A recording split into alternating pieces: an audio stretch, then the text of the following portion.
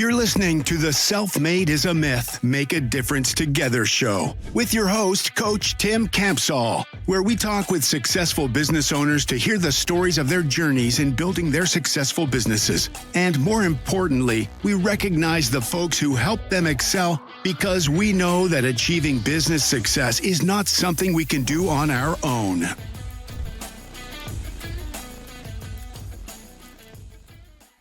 Hello, everyone. This is Coach Tim Campsall, and I'm excited to have a fellow business owner from Indiana with us today. Something unique about my guest is that she taught English in a small town in Israel when she finished college. And in her downtime, she likes to take photos, and she's most proud of having released, wow, check this out, 1,000 episodes of her podcast. And we're going to ask her to tell us a little bit more about all of those things here in a couple of minutes. It's my pleasure to welcome Lorraine to the show today. Hello, Lorraine. Hey, Tim, how are you today? I am awesome. Thank you so much for asking. Well, hey, let's start with having you introduce yourself. So tell us your name and a little bit of your personal story, like where you were born and live and all that fun stuff. So, Lorraine Ball, and I like to refer to myself as a Hoosier by choice. I have moved here. This is not where I'm originally from. Anybody who listens to me talk for any length of time kind of goes, East Coast? And the answer is yes.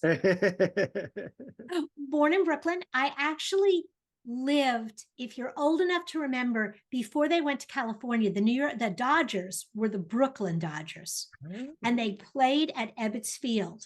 And when the Dodgers left New York, they tore down the stadium and put up 5 towers. And I grew up 17 stories above third base. Oh, wow. So that's kind of like my frame. We lived in Queens. I lived in Jersey for a little while. And when I got out of college, I taught English as a second language in a little town in Israel, and then Texas, and then Indiana. And although I think of myself as a New Yorker, I actually have lived in Indiana longer than I've lived anywhere. That's awesome. Photography, I see some in the background. Are those yours? Let's see. Oh, no. Wait. That one is mine. Very cool. This one actually I had an exhibit, which is why it's framed and kind of or matted and on the floor. But yeah, photography has always been kind of a side gig for me, and it's always been fun. And as content marketing transformed from text-based to visual, it became a real asset that I knew how to take photographs. Sure. So I could avoid a lot of that awful stock photography that everybody else Yeah. 1,000 podcasts. Tell us a little bit more about that. So More Than a Few Words started as, well, it started because one of my interns came to me and said, you know, Lorraine, you like to talk. And I said, yeah.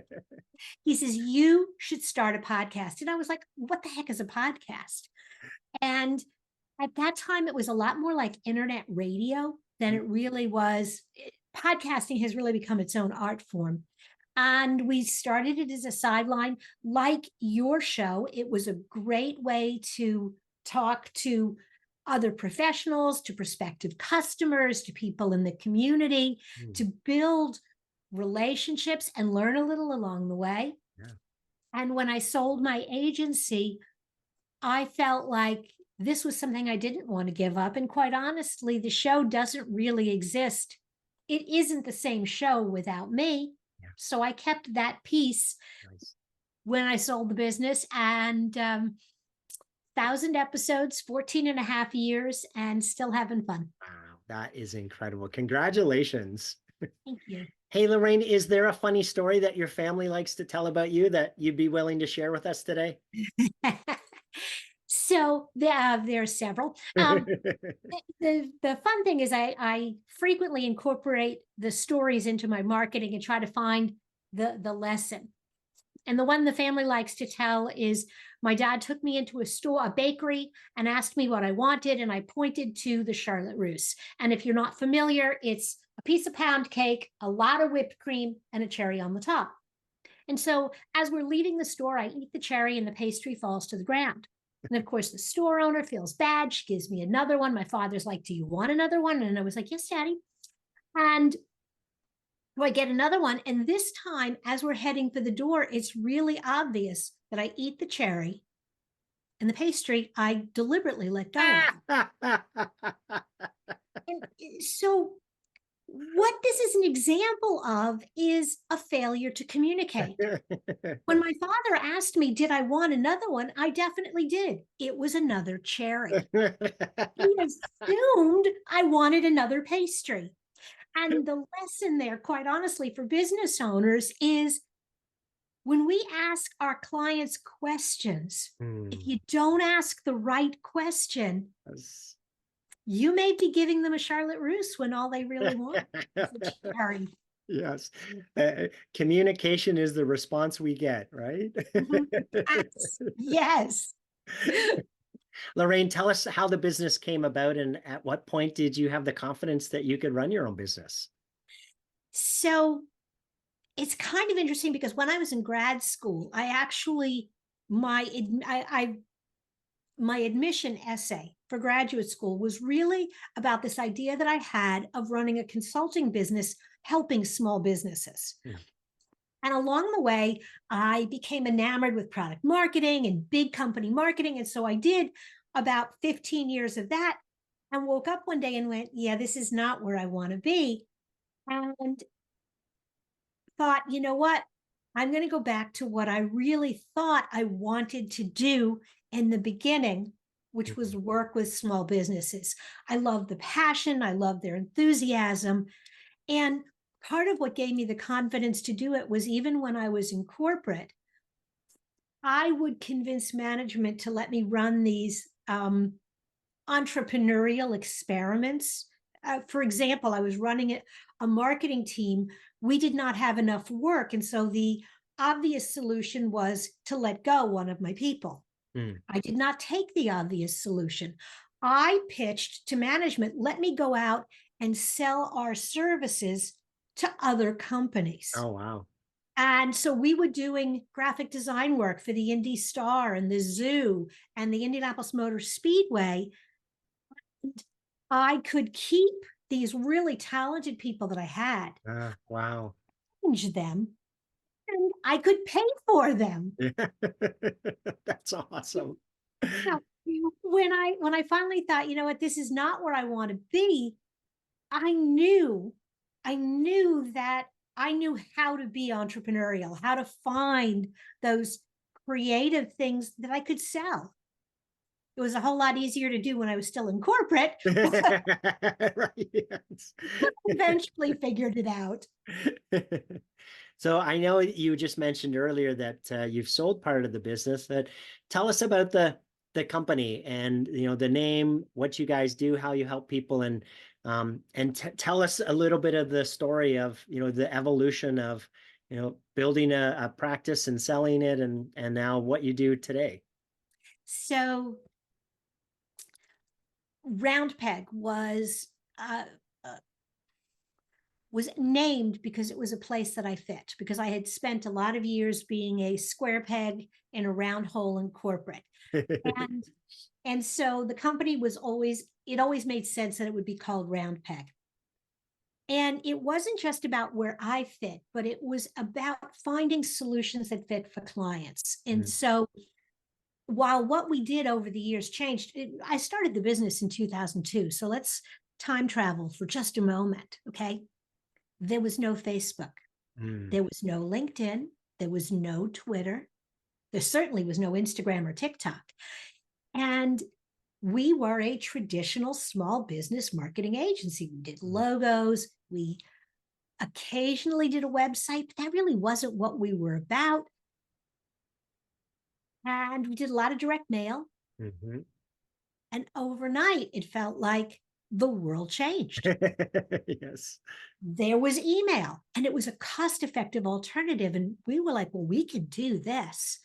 And there were easy to build websites. Along comes WordPress. And we're like, damn, we we can do this, and we can teach clients how to manage their own websites, and it's perfect.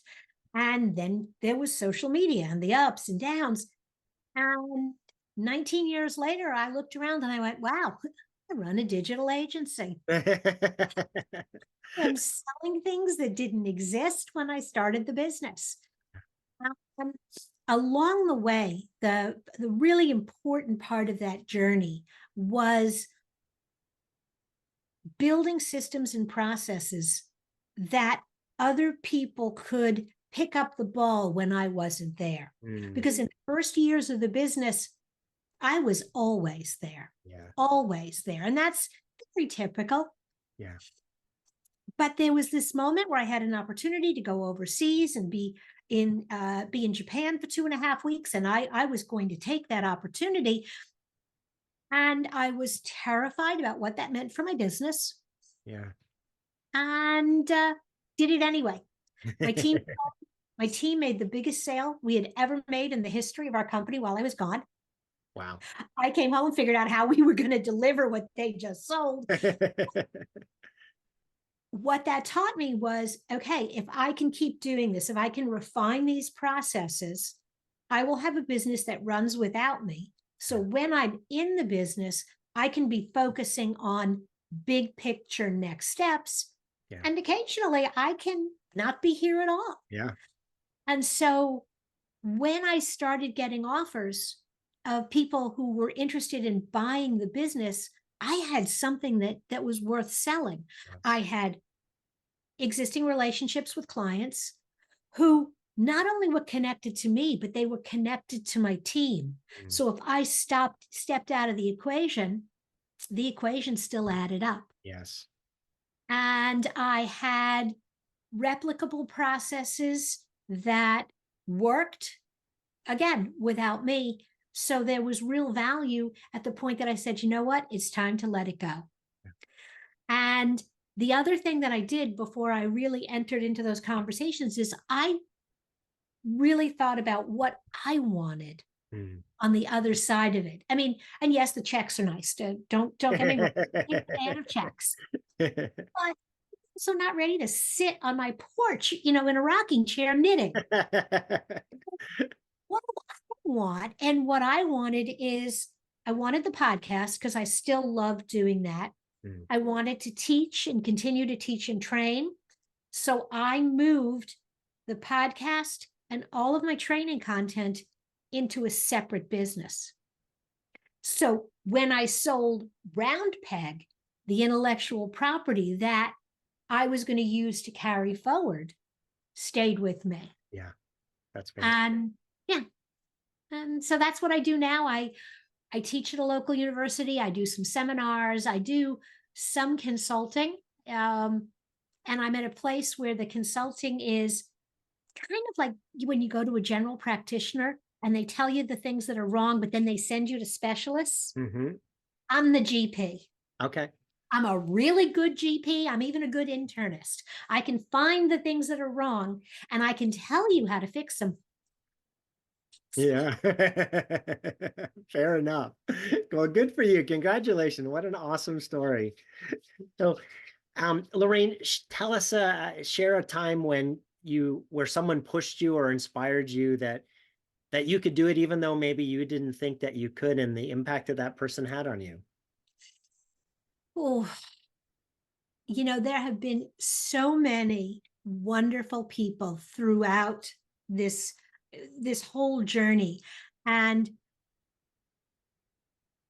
I think the person I really think pushed me, I don't know if she pushed me the most, but she pushed me at the right time. Alison Carter worked for me. She was fresh out of college. And she was then and she is today super, super smart. And she would see things. And even though she was fresh out of college, this was my company, she would walk in my office and go, we need to talk about this. And I always knew when she told me we needed to talk about it, that I was in trouble. She had identified something that we could do better, that I could do better, that I wasn't thinking about. And She pushed us to change our approach to social media. She was why we became a content company, because she came to me and said, we can do this. This is what I'm going to do. This is how you're going to sell it. Oh. And there were several other people along with Allison who in the early days told me I wasn't charging enough for what we were doing, but she was in my ear on a regular basis. We're better than this. We're worth more. We're good at this. And she was with me 4 years, which was amazing. We are still friends today, I don't know, 15 years later. And we still hang out and chat. And she doesn't get to push me around as much as she did back. But I think that was, like I said, there were a lot of people along the way who had great advice, good examples, interesting opportunities for me. But that, I think she's the one that comes to mind. Awesome. Well, congratulations for being okay with accepting that advice, right? As a business owner, it can be tough to have somebody tell us that our baby's ugly, right? Yeah. Oh gosh. And your first instinct is to kind of go, what the heck do you know? You're 21. And then you're like, yeah, but she's talking about something that maybe she does know more about than I do. So we're going to give it a shot. And I learned a lot. I taught her a lot. We laugh because she was great at long form content, but she couldn't write headlines. And I could write headlines, and I still can all day long. I still struggle a little bit with the long form content, but we've both moved on in our careers, and we've had to do more of what the other was good at, and we remember those lessons. Yeah, that's fantastic. Well, speaking of lessons, what's the biggest learning that you've had as a business owner? Biggest learning. I think getting really clear on what you want the outcome to be. I know I felt guilty, fell into this where you're so focused on today, tomorrow, this sale, this activity, that you forget to look up and go, but what do I really want? What do I really want to do? And yes, this sale is going to pay this bill, but then I'm going to need another sale. Do I want it to be another one like that?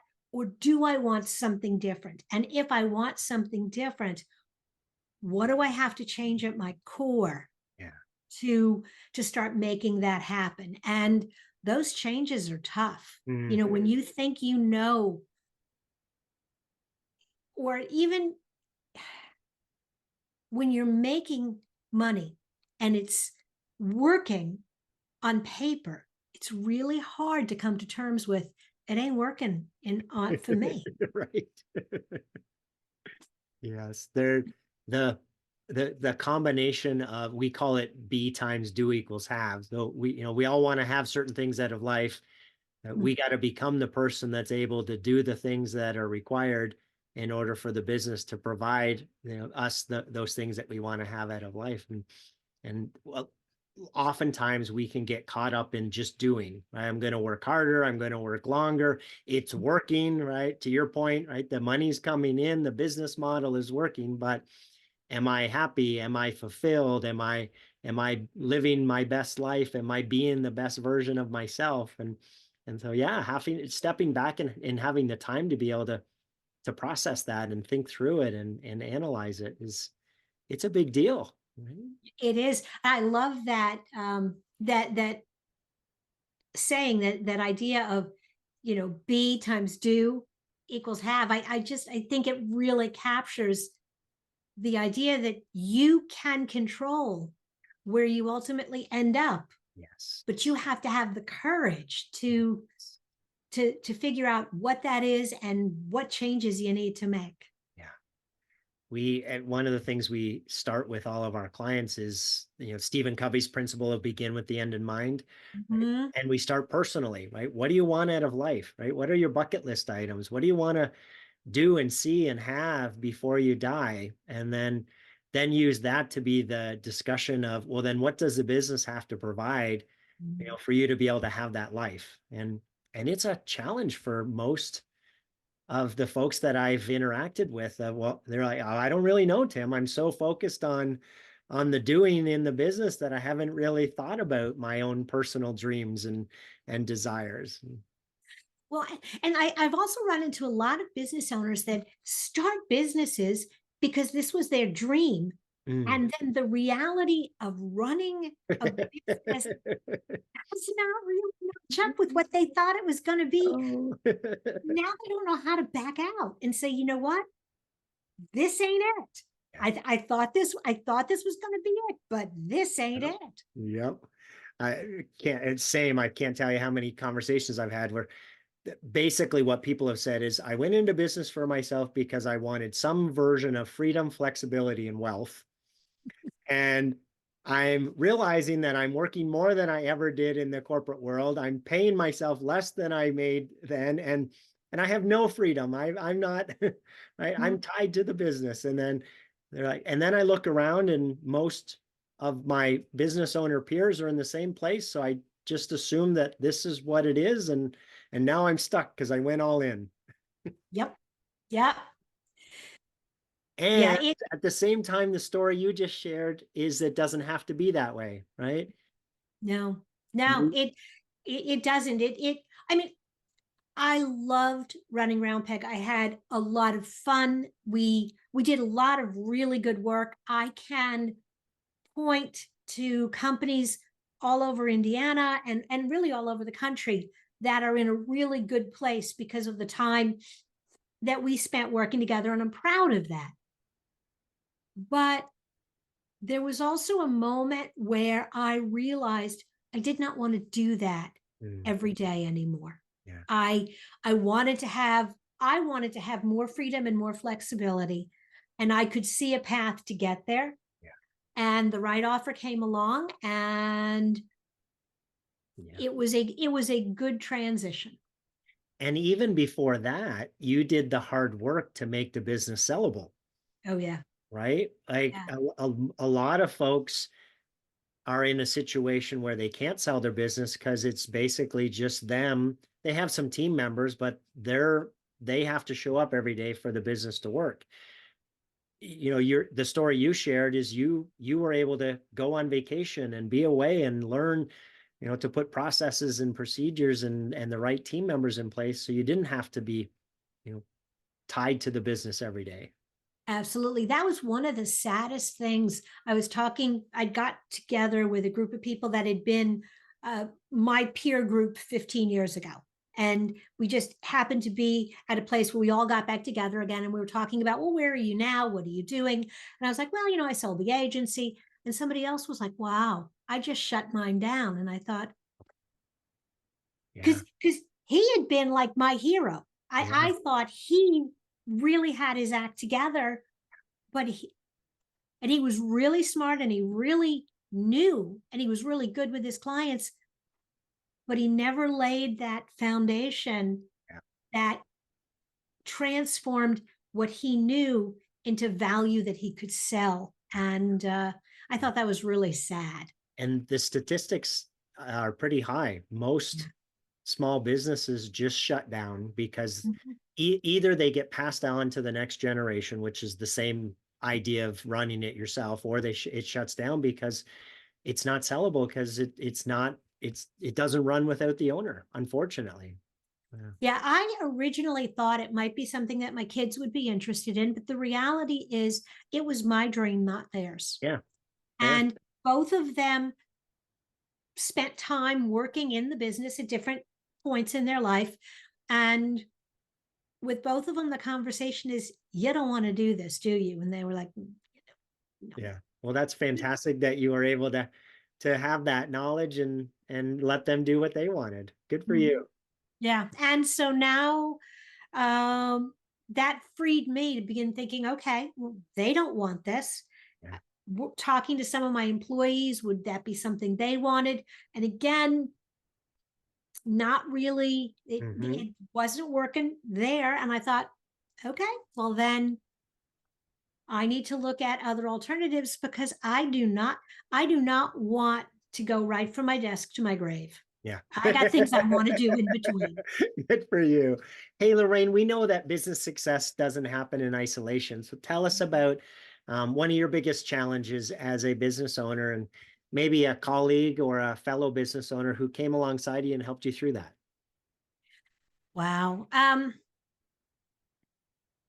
I got to tell you, one of the people that dramatically changed my business was someone that I think a lot of your local listeners will know, and that's Matt Nettleton. I never thought of myself as a salesperson. I was a marketer, and sales just sort of happened. And I had the reality check to realize I was not going to sell enough the way I was doing it, that I needed to raise my prices. I needed to learn how to communicate value. I needed to learn a more structured process. And Matt Nettleton was my sales coach. He was perfect for me because, and as a coach, you know this, there are different coaching styles. Yep. Matt is, on a good day, abrasive. I say that with love because so am I. And he would not take excuses from me. Where I think a more gentle coach might have been like, oh, well, we'll keep working on it. And he was like, no, go back and fix that. I just sold this project and I sold it for this much. And he'd be like, is that it? What? That's twice what I've ever. He's like, yeah, you could have done more. And that constant pushing and doing it in a way that I could respond to, recognizing what my personality style was, learning how to, well, he had the skills to communicate with me the way that I needed to hear it. Yeah. And it changed my business. It changed our profitability. It changed the arena in which we played. It leveled us up in a way that I'd have gotten to eventually if I was still in business long enough to get there. Yeah. I would recommend to any business owner, and everybody knows their Achilles heel. If you're honest, you know what you're not good at. Yeah.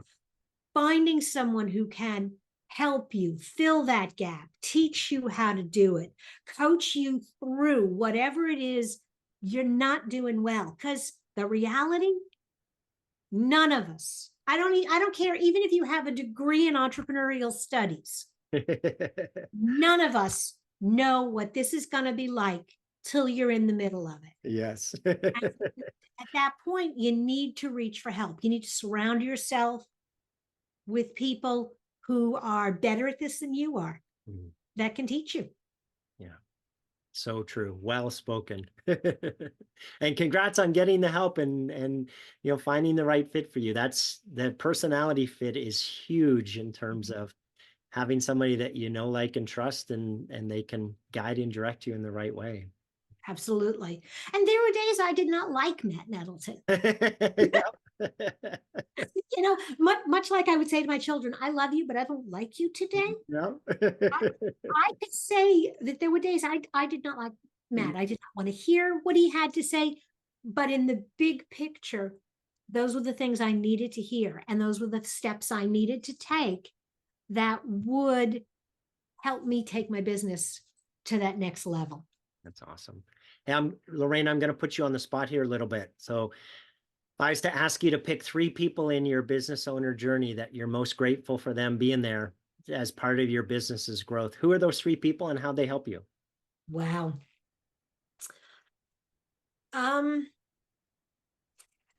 So the first was somebody who actually wasn't in my business. He was somebody that I knew before I even really knew I wanted to be a business owner. Rick DeMarco was my boss at Carrier, and he wanted to hire a consultant to do a project. And I pitched him on this idea that you don't need a consultant. You need to let me do it. You won't have the 3 months learning how to, bring a consultant in who's going to have to learn the ropes and learn us. And then the money we save there, we can fund pulling people out of their other jobs, putting them on this team. It'll be a 3-month project.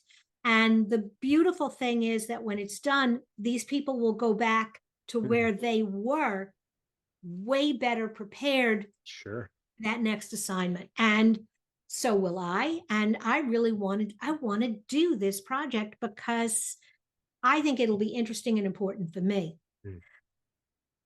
And he did. He let me do it, and he let me run into some fences with it. And I learned a lot about managing a team. And a lot of those lessons I took with me into my business.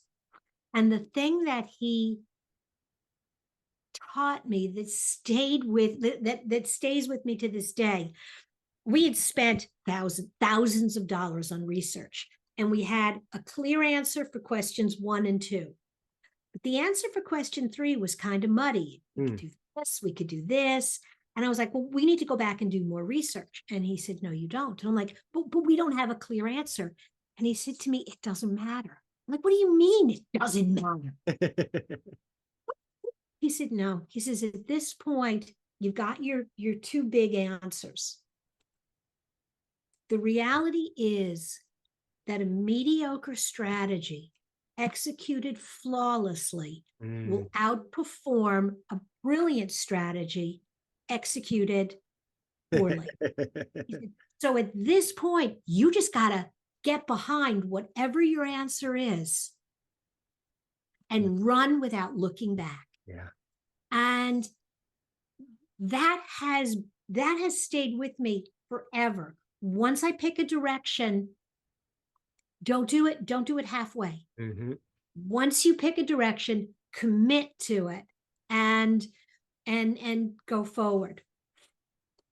The second person who really was very, very instrumental was my brother, and he is the ultimate salesperson. And I had given my business plan, because yes, I wrote a business plan. I shared it with people that I thought were smart in different areas, and he read it.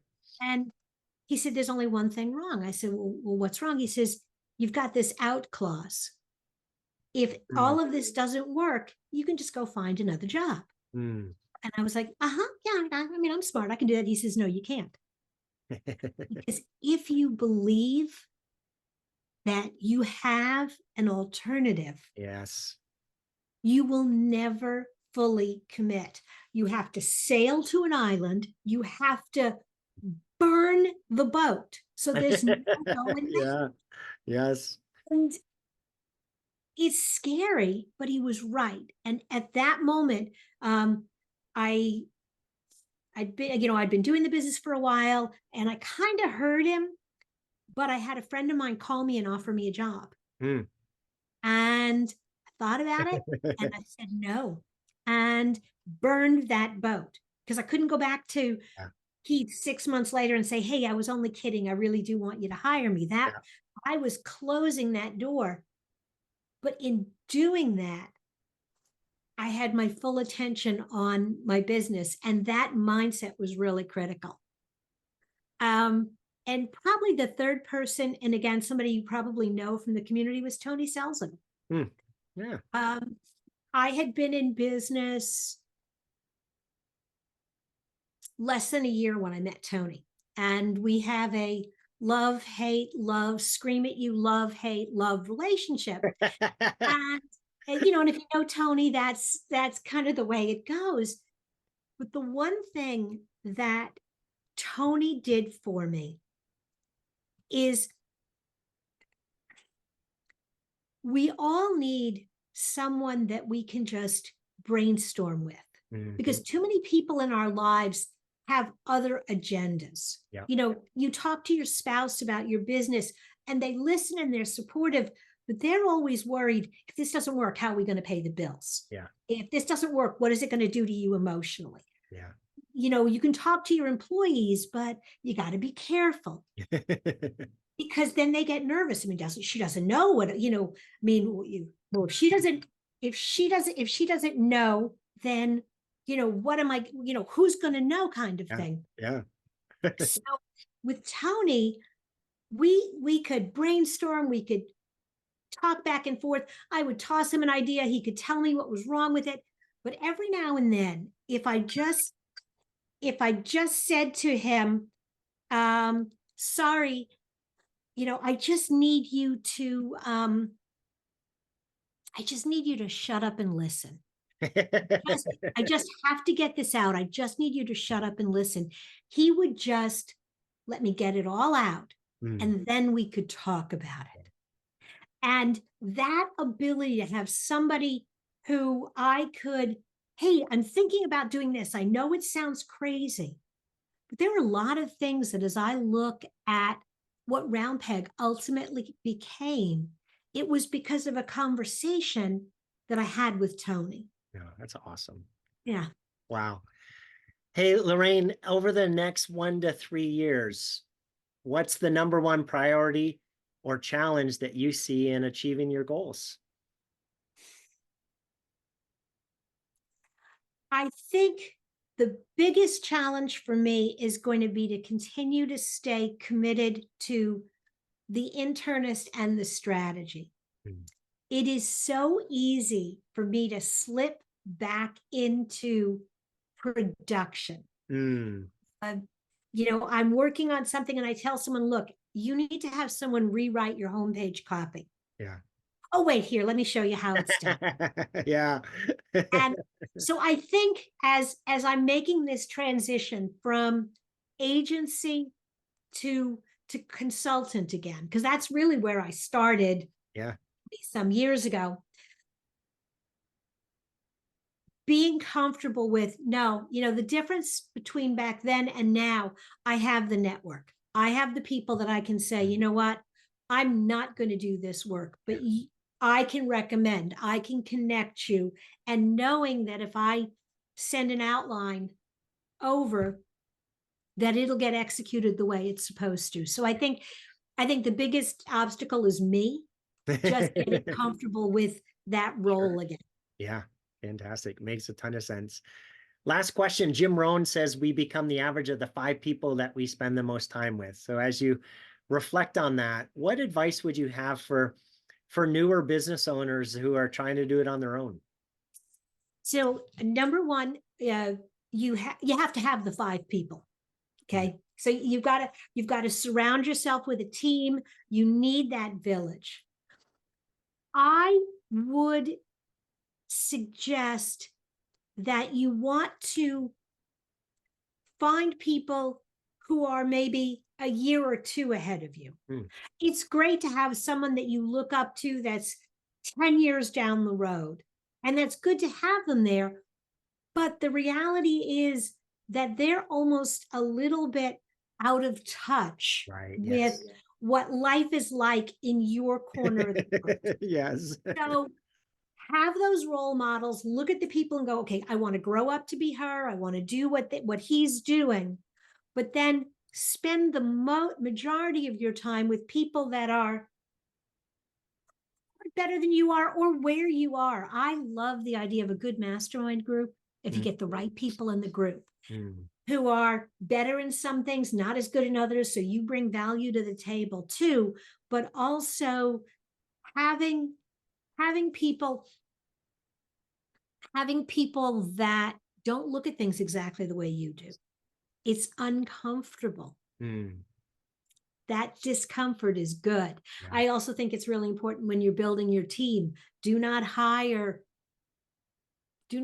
clones of you. Yeah. Hire people who are good at things you're not good at. They will make you crazy.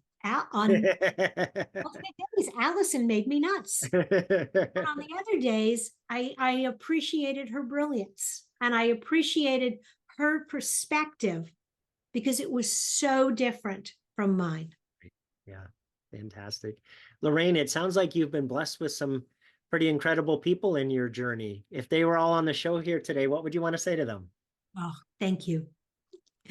Thank you. Thank you for the laughs. Thank you for the honest critiques. Thank you for the fun.